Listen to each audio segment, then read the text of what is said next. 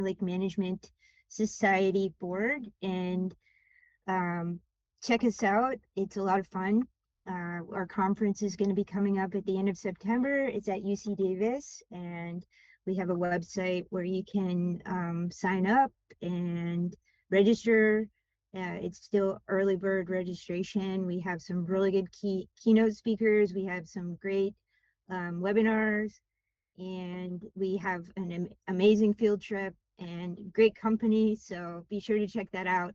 And this webinar is part of a Golden Mussels series that we're doing. We just finished our algae series, our harmful algal bloom series, and you can check that out on our website. We have all the recordings of the webinars that we did for that, and now we're going into the golden mussels. I wanted to remind everyone that our next part in the series is on May 27th, and we're going to do an industry roundtable where we'll do golden mussel solutions with some industry people, and we're really excited about that. As far as this webinar goes, if you have questions, be sure to put them into the chat box and we will field them, or you can also raise your hand at the end and ask Dominique directly. So today we are very excited to have Dominique Norton with us from the California Fish and Wildlife Department. She's going to be telling us about the California response, biology background to the golden mussels in California. And I know we're all very excited, and without further ado, let me give you Dominique. Thank you very much for that introduction. I'm going to share my screen now.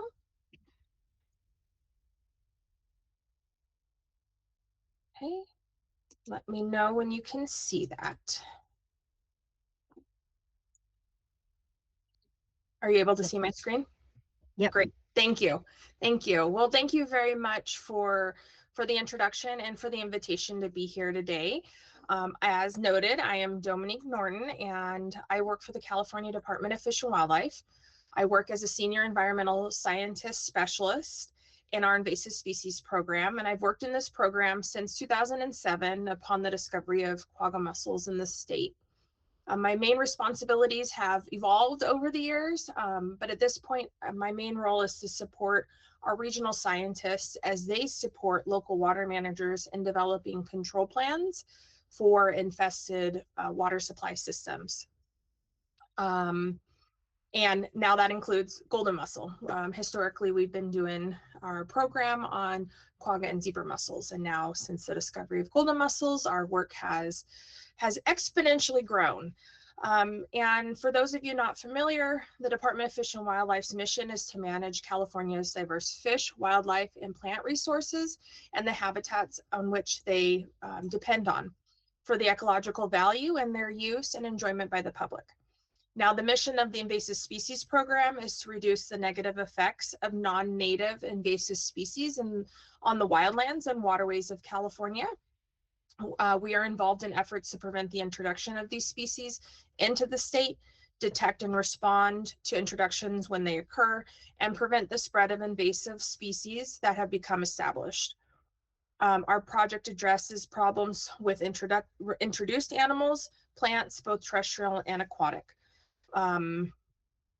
And studies have shown that preventing introduction of invasive species is a much more effective and cost-efficient way of managing species as opposed to responding once they're there. So today's focus will really be on golden mussels. I'll provide you an overview of golden mussels, a little bit about their biology and how they spread, and California's response to the detection. Is my slide changing? Doesn't look like it. Okay, did that change for you as well? Great, thank you. Well, golden mussels were first discovered on October 17th, 2024 by the Department of Water Resources staff that were conducting routine water quality monitoring near the Port of Stockton in San Joaquin County. This is the very first golden mussel detection in North America. And the initial introduction is thought to have been from overseas shipping vessels. Now you can see the picture here on the slide on the right. Are you able to see my cursor? I'm not sure that you are. Let's see. I think I can do laser pointer. So this area here, great, thank you. Large mussels were found here. Now, Water Resources was out there monitoring every month because we were expecting to find quagga or zebra mussels and not golden mussels, but here we are. And this piece of equipment was checked the month prior. And so at first we thought, holy cow, these mussels grow really quickly. But now that we have about 1.5 years of experience working with them in California, what we're realizing is these mussels detach from surfaces much more than we experienced with quagga and zebra mussels, and then float and attach to something else. So they were not there the month before, and then they were attached there. Not to say that they settled out and growed in that amount of time. And as a result of, let's see, I think I'm having trouble figuring out how to change the slides. There we go. We have, as I mentioned, have had an invasive mussels program specifically on quagga and zebra mussels or dry-scented mussels since they were detected in Lake Mead and the Colorado River and subsequently in reservoirs in California. And so dealing with invasive mussels was nothing new to our program, which was very helpful and very different than our experience responding to the detection of quagga mussels. Now, when we think about golden, quagga, and zebra, I'm going to refer to them as invasive mussels. Quagga and zebra are related to each other. Golden mussels are not, but they all share a lot of the same biological traits. They're similar in appearance, size, and they cause significant environmental, economic, and public health impacts. They use these Mussel threads, which you can see in this illustration on in the kind of the center bottom of the slide, where you can see these little filaments that are attached. Sorry, I'm struggling because it didn't advance my slide, but I hope that you're seeing the bottom center of the slide as Mussel threads. So that's the attachment mechanism that they use to attach to hard surfaces. Thank you for the thumbs up. Not used to using Google Meets. And they grow all to about 2 inches in length in full, and they have similar coloring. You can see they do differ a little bit, but generally the shape and the size and the coloring is very, very similar. And what's important to note is that there's no other freshwater mussel in California that utilizes Mussel threads.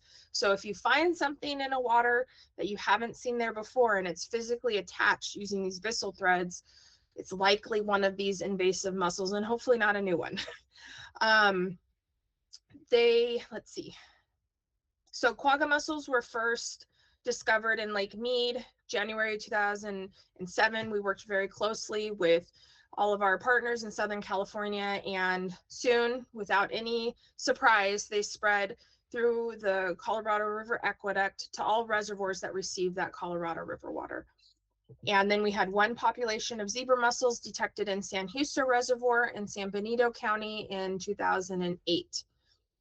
And what's really important to note is that all of the prevention and control methods and programs that we implemented to prevent the further spread of dry-scented, so quagga and zebra, have been very successful because we've only found 2 locations in which mussels traveled overland. And I'll talk a little bit about their biology in a second on how they spread. But this is very noteworthy because we have now nearly 20 years of experience knowing how to be successful at limiting the further spread and protecting resources that are not interconnected. And I'm grateful to have that experience to lean on because we did not have that when quaggas were first discovered in the state. Okay, I'm trying to slide. Okay, so all 3 species reproduce by releasing eggs and sperm into the water. The eggs develop into larvae that we call veligers. These are microscopic and they free float in the water column. After they develop for a few weeks, the veligers then settle out onto surfaces, and they're hard to see, but they feel like sandpaper when they're very small. And they prefer to settle on harder surfaces, darker places, cracks and crevices. And then they grow into adults, which reach at max about 2 inches in length. And they start reproducing as early as 3 months, and they reproduce prolifically. This means that a population can grow very rapidly once they're established.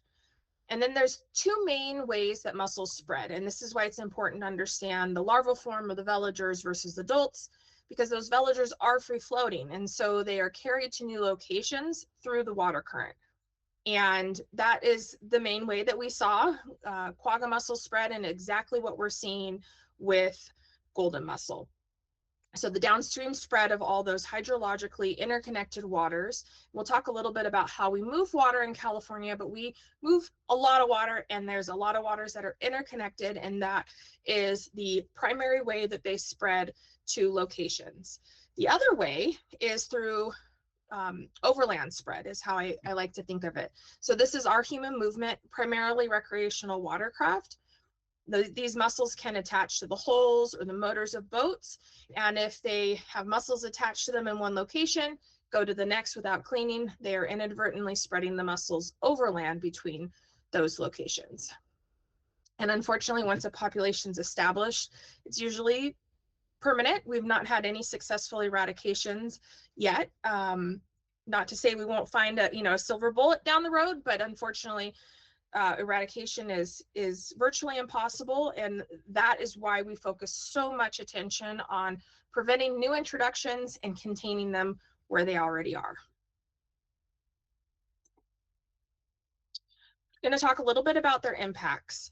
First one I want to highlight is environmental impacts. They alter the ecosystem by forming these dense reed-like colonies that cause biodiversity loss and disrupt the food web. They're filter feeders, so they take out all of the base of our food web, all the phytoplankton and zooplankton, and then ultimately affect the food source of our native species.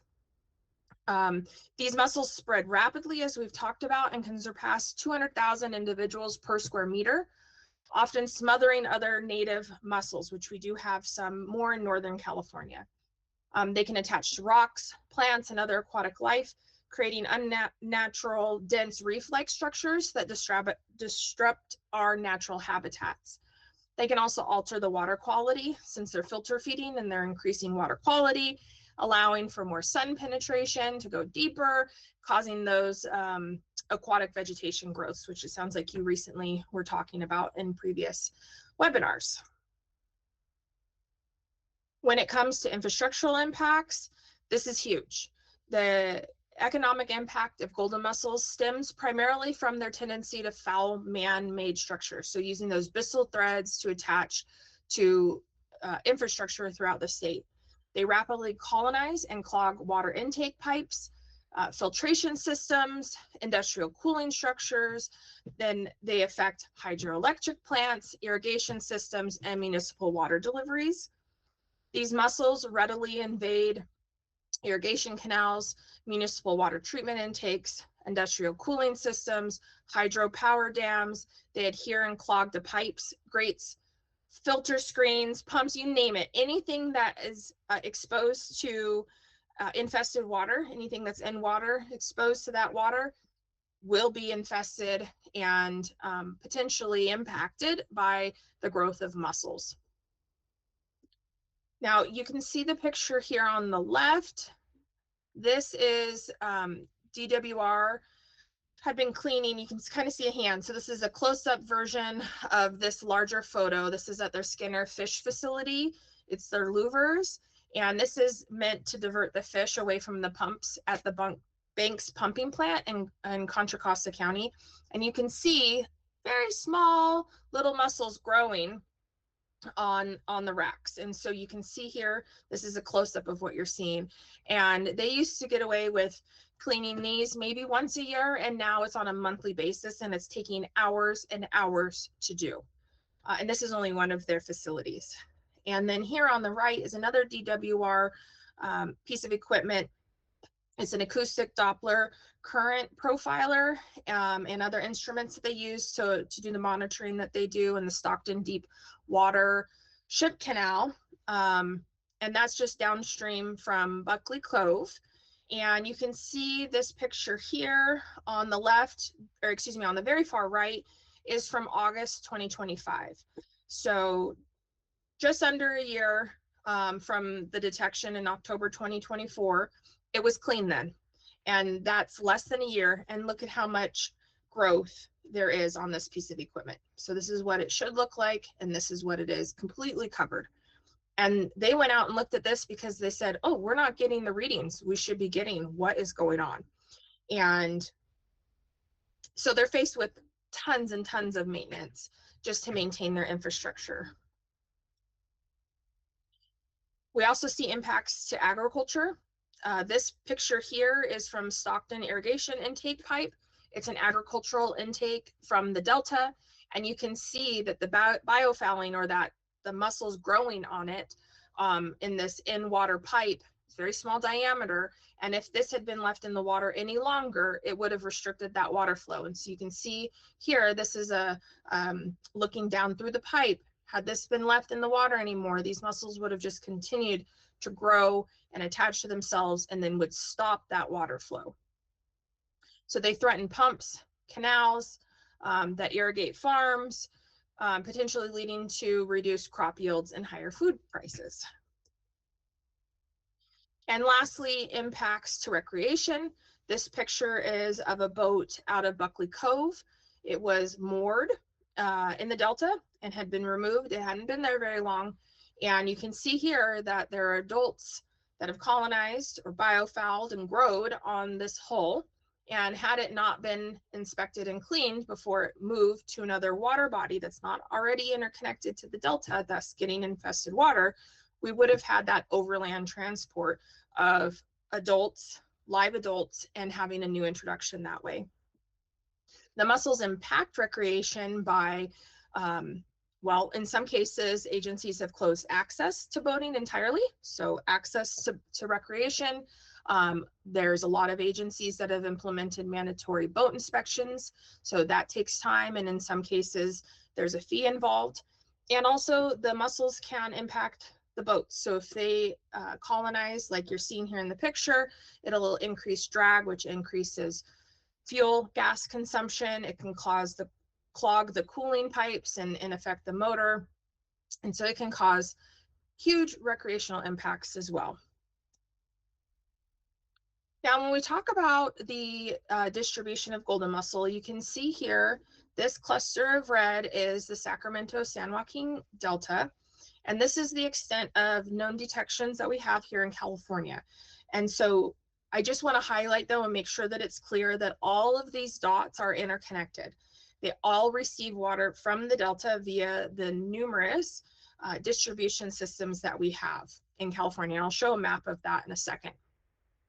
You can find this map on our Golden Mussel webpage, and it is up to date. So anytime we get a report, we go through and verify that we have the correct species, and then it's made live on our map. So anytime you go to our website, you can know that that is the most up-to-date version. Let's see. I also wanted to share that so far, the only detections we've had in the state is via these interconnected waters. So we have not seen anything overland in a water body. The furthest north in Sacramento is Rio Vista, and the furthest south here is Sweetwater Reservoir in San Diego County. And again, none of these are a surprise. They all get water via the various distribution systems, and this water all originates from the Delta. And as we talked already, the veligers of that larval form spread throughout the water that are interconnected. Now, I wanted to just speak for a moment on how we move water in California. And I hope this is no surprise, but I don't know who all the participants are. So I thought let's spend just a minute talking about this. So the map on the right depicts the Sacramento-San Joaquin Delta. This is the heart of our massive north to south water delivery system. And it includes 1,100 miles of levees, 738,000 acres, and spans between 5 counties. Now, when you think about our annual rainfall volumes, our precipitation, 75% of our rain falls north of Sacramento, but 80% of our water demand and our population is in the south. And that's why we have these huge water delivery systems, these water supply systems, so that we can move the rainfall that falls in the north and the snow also in the Sierras to a network of reservoirs to support the various needs. Now, this interconnected water supply system is the world's largest, serving municipality demands and irrigates over 5.8 million acres of farmland. Now, the map I showed on the slide before is the confirmed detections. And detecting these mussels are not easy. You can see that from what we've discussed already, that larval form, it's microscopic, so you cannot see it in the water, and they only grow to about 2 inches in size. So it's kind of a needle in a haystack. So what I would say, though, is that we're operating under the assumption that golden mussels have most likely spread or will spread throughout the South Delta and southern parts of the state and federal water projects that receive the Delta water. And that's what we're seeing. Now, I wanted to show this map that shows watercraft movement from the Delta. This was pulled from a database called the Watercraft Inspection and Decontamination Database. The WID is what we call it for short. And this is data pulled from 2024. And one caveat is this is a limited data source. This is boats originating from the Delta and then being intercepted for a pre-launch inspection at these further, so here's the Delta, and then all of these locations are participating in the WID. And I'm going to tell you right now, there's a lot of locations that are not participating in the WID database. And so I just want to caution that this is not the full movement of overland transport from the Delta. And if you see here, the top location is Lake Berryessa. They had 832 boats that went from the Delta to Berryessa in that single year. And so when we think about quagga and zebra mussels and our response to that versus golden mussel, this is another beast, because unlike quagga mussel, golden mussels have been discovered throughout the Delta, and there are a lot of watercraft that are left in the Delta for extended periods of time, increasing the risk of that overland spread. And then the other challenging part of this is that there's no single agency responsible for the Delta. And so containment's really difficult. And we're working right now with counties in the area to see if we can implement a cleaning station of such that boaters could go to and clean their boats prior to going elsewhere. But this really creates a much more complicated situation than we dealt with quagga and zebra mussels. And we don't know the true number of more boats in the Delta, but we do know that potential is there. And that just makes our prevention efforts at other waters even more important, because we know the boats are leaving from the Delta. And so we'll talk a little bit about prevention and control plans in a second, but really putting a prevention plan in place at a location that is not interconnected to the Delta to protect it from watercraft that are coming from other infested waters is so very important. Now, I mentioned already that since 2007, we've had what we called the Quagga Zebra Mussel Project. And we work with historically numerous federal, state, local agencies, and countless nonprofits, different groups, special interest groups, and we've all worked together to prevent the further spread of quagga and zebra mussels. Now, it's important to note that all agencies have limitations in their authority and jurisdictions. Thus, there's a serious need for this multi-jurisdictional collaborative partnership, and we've had a lot of success over the years building these partnerships. In response to the detection of golden mussels in October 2024, we expanded our work to cover quagga, zebra, and now golden mussels. And so we have morphed our program into the invasive mussel program to be inclusive of all three. And we've talked about, they've had a lot of similarities. So luckily we have this program to base our new work on. So we're not starting at ground zero like we did with quagga mussels.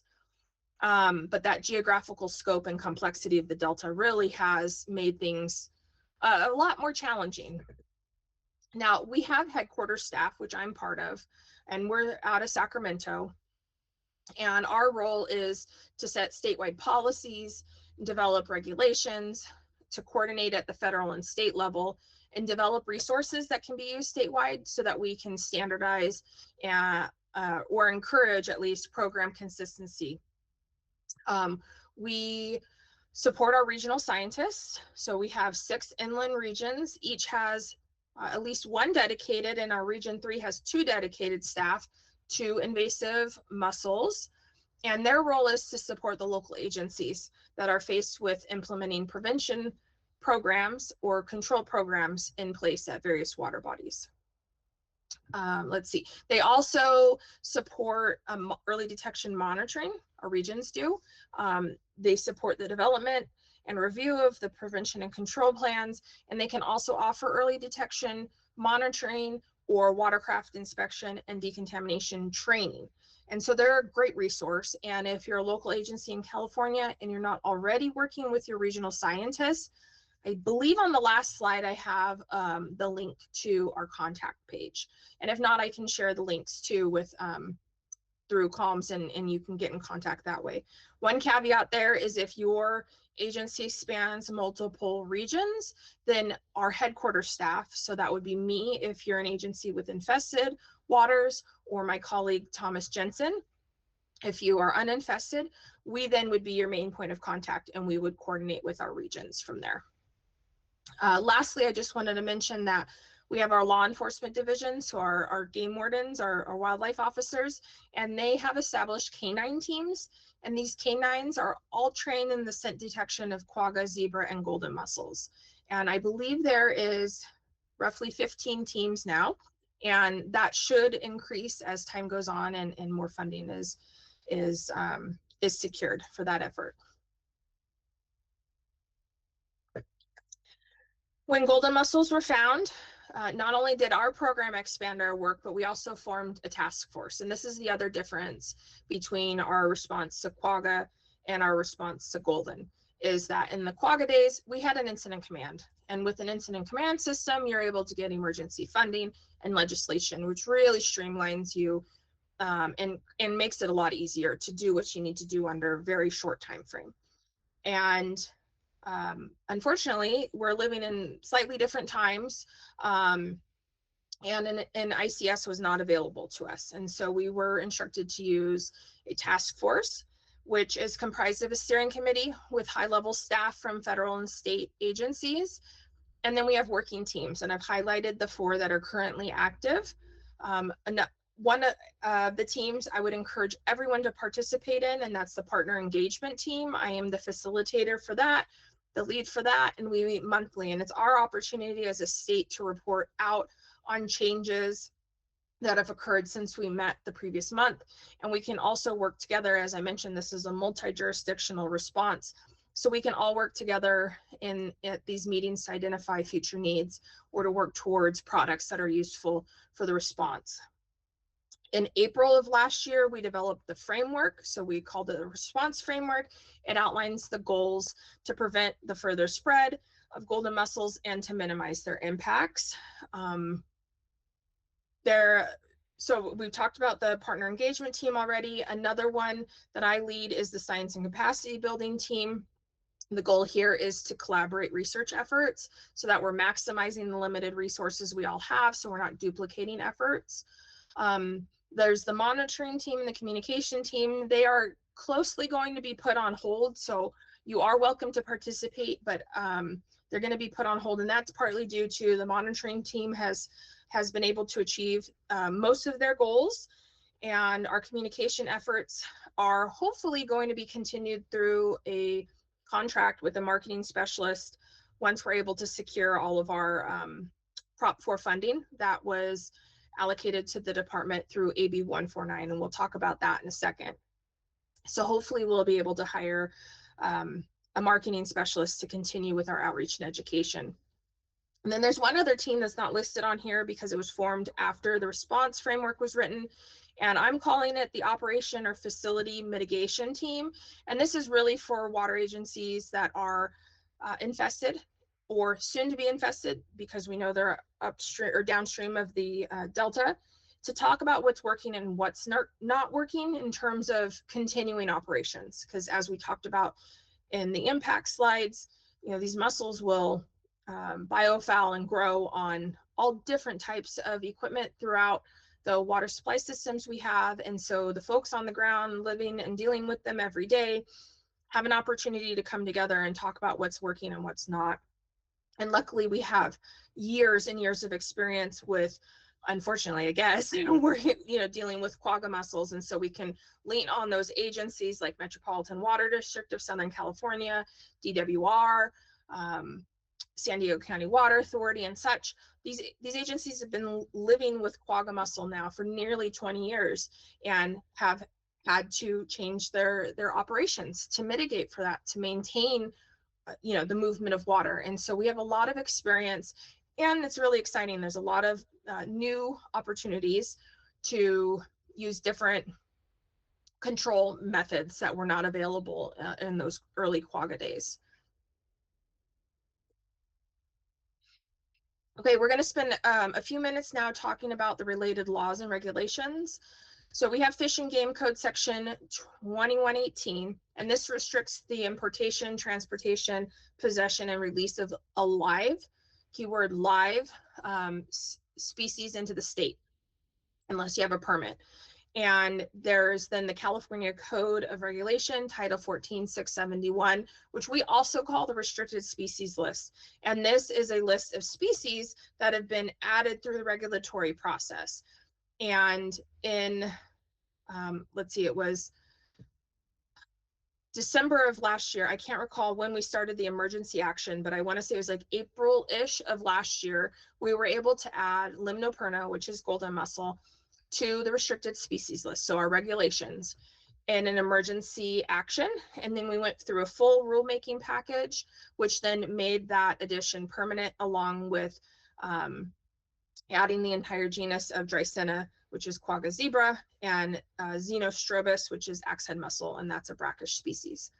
So we were able to add that, which then allowed us to have authority over the species. And golden mussel are also being petitioned by the Fish and Wildlife Service to be added to the Lacey Act, or the injurious species list. So that's a similar list at the federal level. So as a result of that effort, AB 149 was signed by the governor in September of last year. So Assembly Bill, AB means Assembly Bill 149. And what this did was modified our existing codes. So we had Fish and Game Code Section 2301 and Fish and Game Code Section 2302. AB 149 changed the reading of Dreissenid, so that existing quagga zebra program we had, to be inclusive of invasive mussels.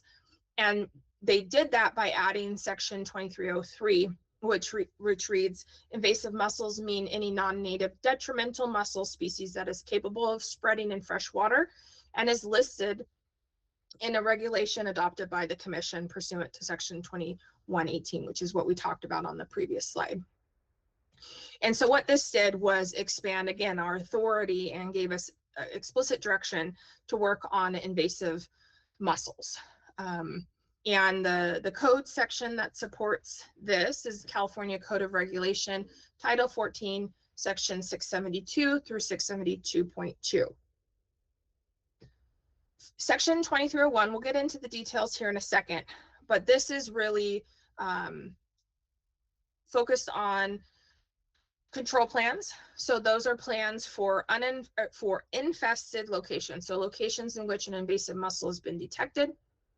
And then 2302 focuses on prevention programs and plans, and this is at uninfested reservoirs that are open to the public for recreation. Also, as a result of AB 149, not only did it make changes in the code section, but we are now going through a regulation package process, so regulation change to update our existing Title 14 sections to be reflective of the changes that AB 149 caused. There's a couple other things that will be added in addition to changing Dreissenid to invasive mussels, and I encourage everyone to sign up for our invasive mussel news, which I'll have a link on the last slide for, and you'll be notified that way and read through, and it's a public comment process. So please review and participate in that process, since these changes may affect your agencies if you're a water agency here in California. particularly one that receives delta water or one that's a reservoir open to the public for recreation. So a little bit more about 2301. It reads that if a public or private agency that operates a water supply system detects invasive mussels, that the agency shall immediately begin developing a control plan and implement measures to prevent the further spread. It's a written document, and it'll include a description of the population at the time the plan was written. So are you seeing adults or villagers, and what kind of densities and distribution are you seeing?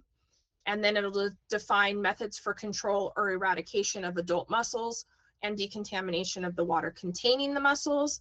And so what we're thinking here is, how can we contain it within the water supply system to limit that further spread?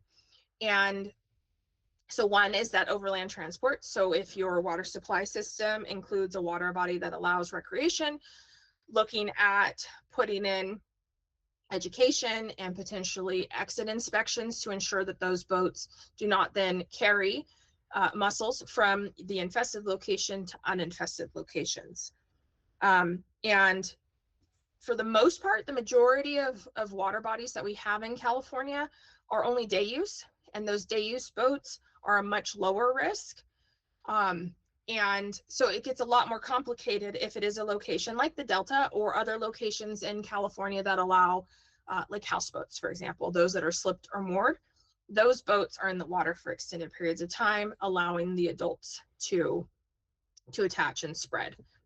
The other thing you look at with containment is, oftentimes these water supply systems need to dewater sections of their pipe or their infrastructure to do maintenance to maintain their operations. And so looking at where does that water go when it's released from your water supply system to ensure we're not releasing infested water into a waterway that is not already receiving, that's not already interconnected to that infested source. So trying to limit the further spread, that's the main focus of a control plan. And then it'll also include monitoring to look at changes in the population over time. And these monitoring programs will vary water supply system to water supply system, since each is very unique. And we work with the local agencies to develop these plans. We meet with them to walk through, what does the code say, what does the regulation say, what are the components of a control plan. And then we have an internal process that once the plan is submitted to us for review, I will be involved in the review of those plans along with the appropriate regional scientists. And the regional scientists have been meeting along with myself with many, many agencies now that are recipients of the Delta water. And we're anticipating a lot of new plans starting to roll in as so many more agencies are now affected. Now, I wanted to mention too, section 2302, since I don't know the true scope of everyone on the call today, so I wanted to just make sure I highlight this as well, is that if you are a reservoir is defined as a water body with a dam per the water code that is open to the public for recreation, is to develop a prevention plan. And the plan will cover vulnerability assessment, so looking at how could mussels be introduced to that reservoir, include early detection, monitoring, and then looking at the management of those vectors or those pathways, that the recreational activities, and at a minimum do outreach and education, and or have a more robust prevention program that would include an inspection program for boats that are before they launch, or some variation of that. And so again, the department is here to assist agencies in developing these prevention plans, and they're also reviewed by my counterpart, Thomas Jensen, in headquarters, and the appropriate regional staff. Both control and prevention plans have a requirement of an annual report that is submitted to the department March 31st, that covers the previous calendar year. And that summarizes the program. So what is defined in either the control plan or the prevention plan, and demonstrating the efforts that were done in the previous year. Now, before we move on to the next slide, I wanted to pause and just let everybody know that there are 4 assembly bills in the legislative session right now, which might make additional changes to our existing codes. And I encourage you to participate in this process because they will have impacts to your agencies. And I'll list them off now. It's Assembly Bill 1772, 1894, 2032, and 2787. So you can go to leginfo.ca.gov and find the legislative bills there in the language. And you can see that they're evolving. We still have quite a few months left of the legislative session, but I do encourage you to participate in that process since it has a direct impact to water agencies in California. And there's one bill that I'm aware of at the federal level, HR 3717. So please look into those and participate in that process, however it's appropriate for your agency. So I mentioned that we have a communication team, and this is really focused on updating our existing outreach material that we had for quagga and zebra mussels. And then there was also an effort to develop new material since we have slightly broader audience, particularly agriculture, since the ag is directly impacted in the Delta and throughout San Joaquin Valley. So what we did is through that group is we took our existing material and we rebranded it so it looks a little different to be catchy on the eye and to be inclusive of quagga, zebra, and golden mussel. And you can see here on the left, this is what we call our rack card. It's about a half sheet, 8.5 by 11, about half of that. So a piece of paper folded in half. It includes contact information and then the clean, drain, and dry messaging, which is what we've adopted all along for our messaging, trying to really empower the recreational community to play a part in preventing the further spread. On the right here is a poster, and it carries the same messaging, same kind of images, and we were just able to print. We have both printed, so the rack cards are already printed, and then this poster we were able to print on weather resistant. I can't recall the product that it's like Tyvek. It's maybe it's not Tyvek. It's corrugated. No, I'm blanking on the material, but it's weatherproof. So if you want materials, please go to this link. It's we're calling it the Mussel Toolkit. It's on the Division of Boating and Waterways website, and you can see an example of all the material and make requests of printed material. You're also welcome to request digital copies of both or all of the material that's available in the toolkit and add your logo to it. And the one ask we have is not to change the content at all, but you are welcome to add your logo and print additional copies. One of the other teams I wanted to highlight is our science and capacity building team. There's a lot of amazing work that's going on right now. I've listed some here. For example, we in the department have been working with our partners. We're not doing this alone, but villager identification. So looking at under a microscope and making sure that what we have done historically for detection for quagga and zebra is the same for golden mussel. And what we found is the technique of cross-polarized light microscopy, or CPLM. So that's looking for the veliger or the body in a water sample and finding that veliger is the same. However, you can't differentiate under the microscope what species it is. So it's very important to take the next step, which is PCR analysis, which is looking at the DNA to differentiate which species it is. And then when there are some more challenging detections, so for example, if we find something that's not in a location not interconnected, we would likely then send it to an outside lab for sequencing, and that is beyond a reasonable doubt 100% species confirmation. We can have confidence in that. So we have completed all of that and have learned that what we've been doing for quagga zebra is the same for CPLM, and we've developed the PCR methodologies and tools that are needed for golden mussel. There's some people looking at salinity tolerances to see, one, how did they get here? Did they survive a transoceanic voyage? Did they come from their native habitat? Did they come from another invaded range? And then what's the potential for now the Delta to be a hub for further spread, because we have a lot of freshwater ports along our western coast in the United States and Canada, for example. What's the chances of mussels spreading from the Sacramento-San Joaquin Delta elsewhere? We're looking at a variety of control options. Some have been around for a while, and some are newer. And so it's really exciting to see the work that's going on. And really what we're trying to do is look at what we've been doing historically, and does it make sense to continue to do that? For example, chlorine was relied on heavily in response to quagga mussel, but because of the water quality differences in the Delta, that's not a reasonable solution, because it creates a byproduct that affects the drinking water. So taking a critical look at what we're doing and trying to find new solutions. I've listed here a couple of grant opportunities. I encourage everyone to subscribe to the California Grant Portal. That's that top link. And this is where all grant opportunities are publicized. If you sign up for our invasive mussel news, this is a blog that we will send, my program will send out as we become aware of funding opportunities. The Division of Boating and Waterways just closed their quagga zebra mussel infestation prevention grant. It just closed April 17th, so about a month ago.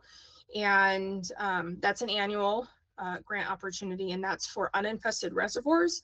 And it has been limited to quagga zebra, including this grant cycle, but DBW, Division of Boating and Waterways, is in the process of updating their regulations as well as a result to AB 149, and will likely be inclusive of golden mussel as well next grant application cycle.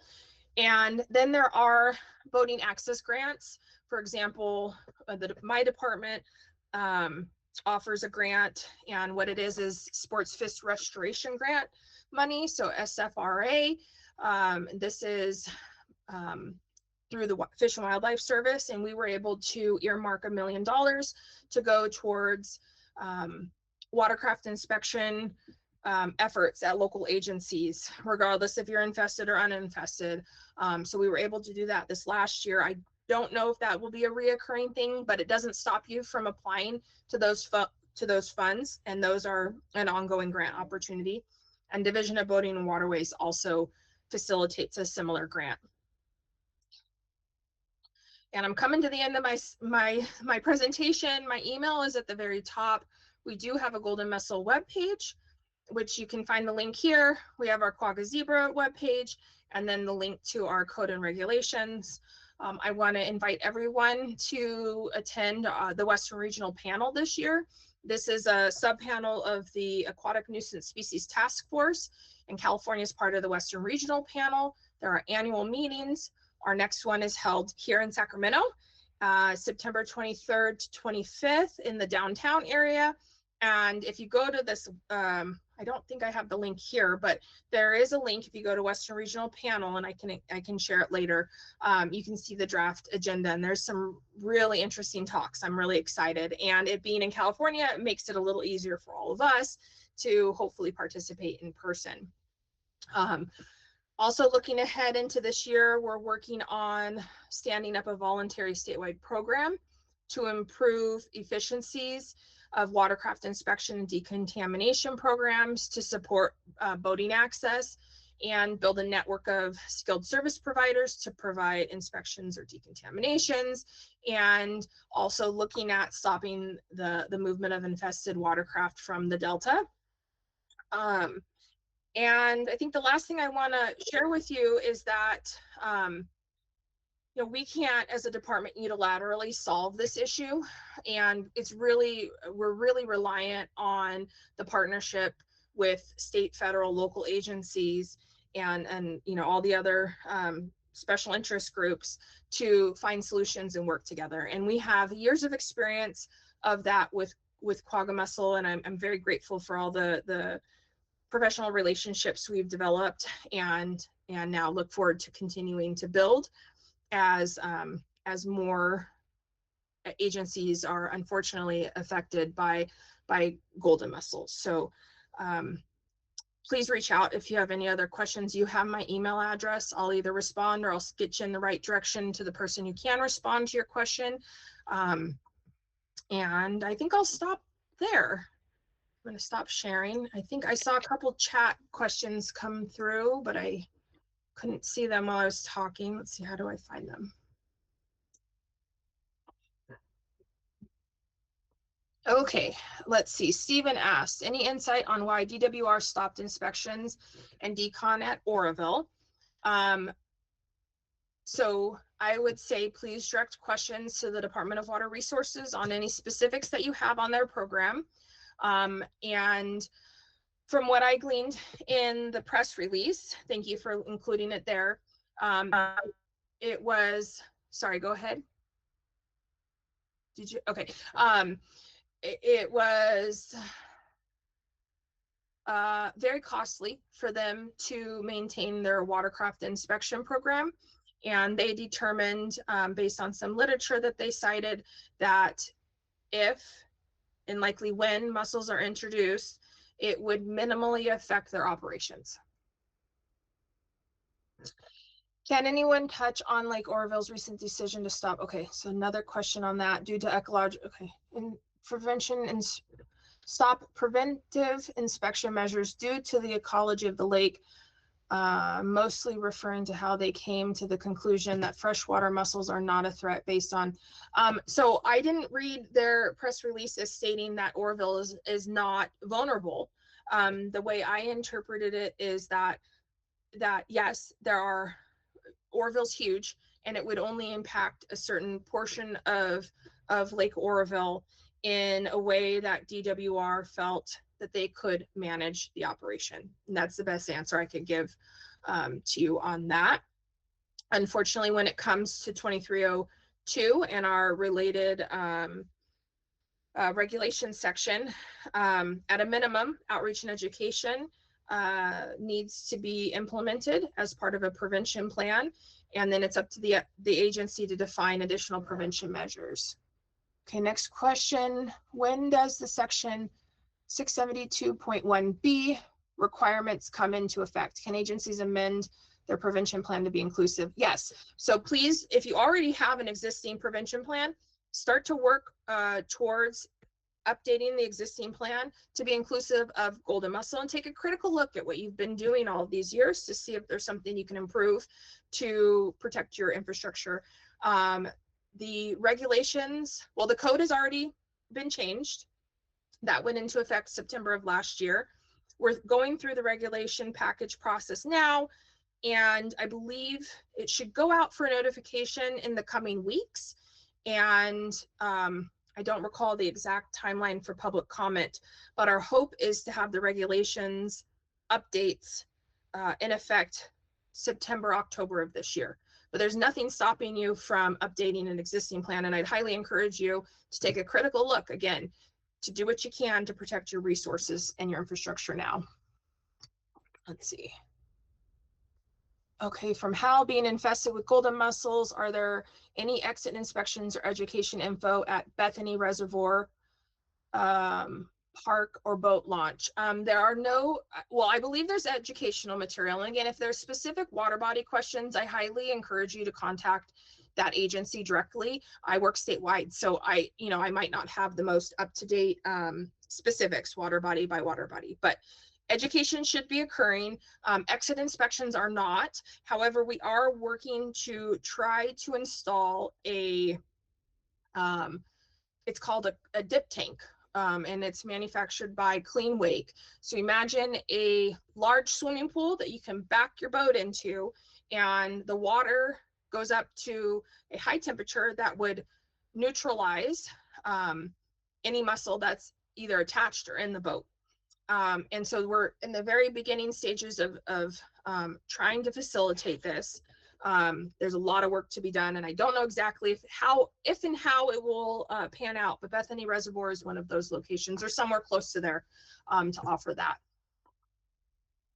And then Nathan, that makes more sense. They cited the temperature and deep water conditions of their restrictions. Yes, and I think that's the one concern, and I'm glad you asked, because I'm hearing that interpretation of what you had, Nathan, as DWR was stating that Oroville is not vulnerable, and that's not what they're saying. What they're saying is based on their water quality, only a portion of the lake will be affected. Okay, Carrie, do you recommend not running used to nutrient control? You know, nutrient control, heavy metal control in reservoirs that are not infected by mussels yet. Those that are as a control measure for mussels. Oh, is this an I'm not familiar with that terminology, Carrie. Is that like a in water oxygenation piece of equipment? Am I understanding that right? Your question? Yeah, yes, that are operating in the hypolimnion to oxygenate the hypolimnion. Well, any, with any golden mussel control measure that we use, we have to weigh the benefits and risks of changing operations. So if there is this system being used in a water body, that might outweigh the impacts of providing a more suitable habitat for golden mussel. And this is a discussion I was having with an infested water agency in Southern California, where they were having water quality issues.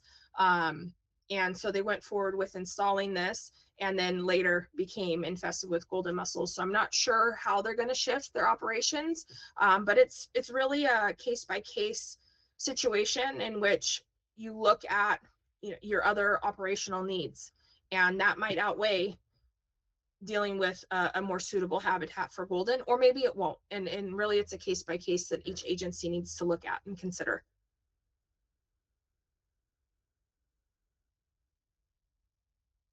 I'm not seeing any other questions, but I'm happy to hang on a second. I hope you found my slides and the information I shared useful. I know I went through a lot of material and not very much time, but I wanted to give everyone as much background and foundation that we could build off of.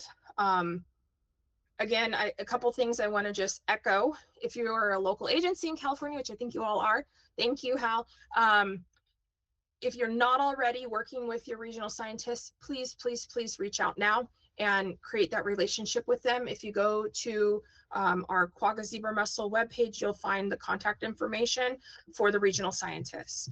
If you need help getting directed on who to contact, you can email me and I'll get you in contact with the right agency, and I'll type my email in the chat. And participate in those golden mussel task force meetings, particularly the partner engagement. And if you're an agency that receives Delta water, that operation facility mitigation team is very, very important. And that's how we can all have a shared experience, because we all are learning together on this. Nobody has a silver bullet or all the answers, but we all have experience that we can all learn from. So if you're not already engaged in those groups and with the regional scientists, I highly encourage you to participate. Okay, thank you so much, Dominique. That was excellent, and I really enjoyed it. If anyone has any more questions, feel free to jump in right now and ask Dominique. And then be sure to tune in on May 27th when we're going to have our industry folks talk about, they're going to have a roundtable to talk about golden mussel solutions. So they'll have some information for us then, and we'll send out a copy of your talk afterwards. Great. Thank you. Thank you, everyone.